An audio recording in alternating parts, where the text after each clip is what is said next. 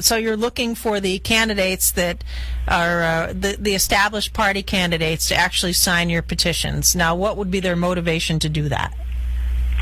Well, their motivation might be none. They might just come out and say that they don't want us on the ballot. But then, you know as well as I do, every time these candidates or Republican or Democrat or in the news are asked about third-party candidates, they always say, well, you should be on the ballot. You should be allowed to be on the ballot. Well, let's just see. If you actually believe that, let's sign on the line. And then if you don't, which is fine too. At least we know where you stand going in, because you're the people that are actually making the rules and regulations of what we need to adhere to as we move forward. One of the problems that we have, or one of the things that really scare me, is the fact of these challenges. We are way over what we need, and just recently released was the grand jury on Bonusgate, and that's very damning. I think I sent you some information on you that. You did, but for the benefit of our audience, tell me a little bit about what the grand jury said about the testimony they heard about Bonusgate, I guess is the best way to put it. And by the way, every single household in the 120th district is going to get a copy of this of Bonusgate.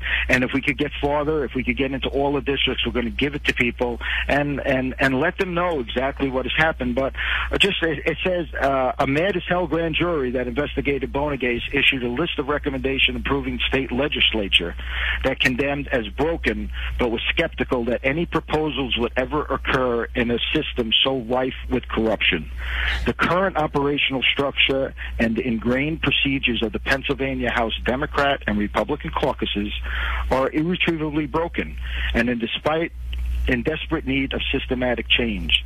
The self-serving culture of the legislators' caucus system and patronage is so entrenched, the grand jury wrote, that the only way to change might take place through a constitutional convention.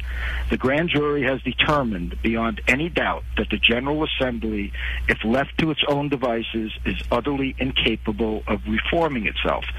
So that being said, just by us being on the ballot, giving people a choice, I think, the response has been overwhelming, Sue. It really is. I can't even stress enough. I really think that we have an opportunity in Northeast Pennsylvania to send a message around the country. We really do. I really think a guy like Tim Mullen, perhaps Betsy Summers. Tim, we're spending a lot of time with him because he's walking the district. He's been walking the district since November. He went to your local high school, the local college. He has his nursing degree locally here. He's a supervising nurse at Manicare. 3 tours in Iraq, 5 humanitarian awards.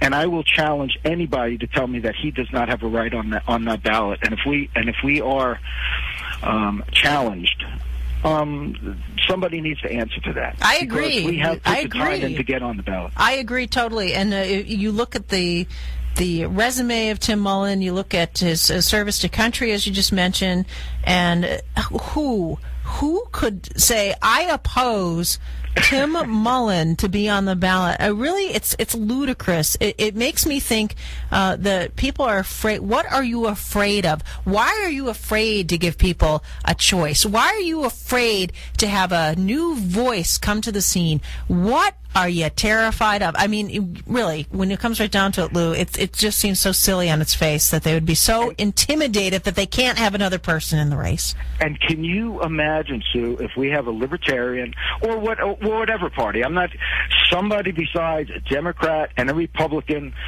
around these caucuses?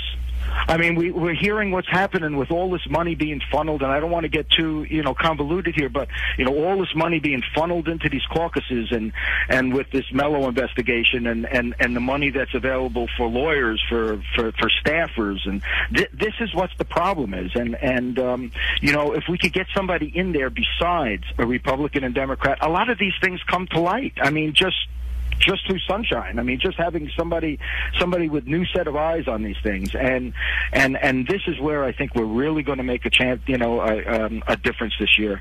We will not stop. We're out there where, I mean, people are engaged. I'm pumped. I really am. I'm knocking on doors. We're going, and not just me. We got Tim Mullen. We got Betsy Summers. I mean, we'll be out there later on today. We have a good group of people that are out there, and it's growing. I mean, we get a chance to sit on the porch with seniors and just talk about this stuff. Sure. Now, are they willing? Now, a lot of older people, they may feel an allegiance to a certain political party. Are they willing to try something different at this point? It's changing, Betsy. I mean, Betsy, I'm sorry, Sue. It is absolutely changing. I mean, we were in Swarsville last week, and I can't believe how many people have signed up to help the campaign. I mean, I'm telling you right now, and this is what my job is to let people know there is a chance that people are interested in seeing something change. It really is. I mean, I'm not talking about 10 or 20 people. I'm not talking about hundreds of people. We're way above that. Okay. We're way above what people are signing up and saying, we want to put signs up. We want to be part of this. And you know what, Sue? We're learning to get our voice, too, and that's one of the things I tell people that I'm knocking on doors, seniors. Just like Corbett says, get your voice. I tell people, do it. Get out there. You have the opportunity now. Let's make a difference while we can. We have a good, solid candidate there. And besides that, like in this district, I mean, just knocking on doors, people know Tim. Yeah, well, that's and they should. I mean, he's pretty visible, right? He is visible. But, on Saturday, we were out collecting signatures. It's hot. Sometimes I have to question my own sanity. Right. I'm saying, geez, I smell the barbecues going right. on my day off here. And that's something else that's resonating with everybody. We all work, Sue. Mm-hmm. We're the truck driver. We're the saleswoman like Betsy Summers. We're the nurse like Tim Mullen. We're the IT guy like Brian Bergman. We're doing this on our days off. And people are recognizing that, and they're saying, geez, they're no different than us. Excellent. We're just fed up. Excellent message. Lou, I have to let you go because we're at the commercial break, but keep doing what you're doing, and let us know how you make out when you submit your signatures. I hope that it goes well, and I hope that people don't protest too much. And no. And what we'll do is maybe next Tuesday one of the candidates could call in, and then we're going to submit on Monday, and we could let you know what the candidates actually said.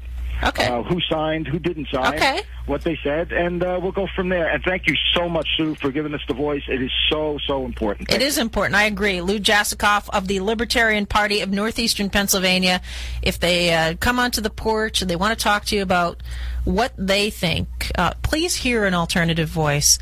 If the parties, the Democrats and the Republicans, are so afraid of them, they must be on to something. I can't wait to see if their signatures are challenged vigorously, because I think that is just an attempt to keep people off the ballot, and sometimes it even works with mainstream candidates. So we'll take the break on WILK if you want to talk about alternative candidates. If you've met Tim, or you met Betsy, or you met Lou, and you want to tell me what you think about them, feel free. 883-0098, 1-800-437-0098. Sue Henry at WILKNewsRadio.com.